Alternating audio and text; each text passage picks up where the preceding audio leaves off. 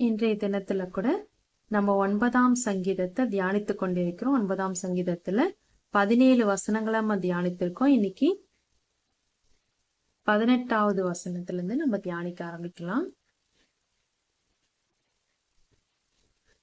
எளியவன் என்றென்றைக்கும் மறக்கப்படுவதில்லை. எளியவன், அதாவது ஏழைகளா இருக்கவங்க, எளியவர்களா இருக்கவங்க என்னைக்குமே ஆண்டவர் என்னைக்குமே மறக்க மாட்டாரு.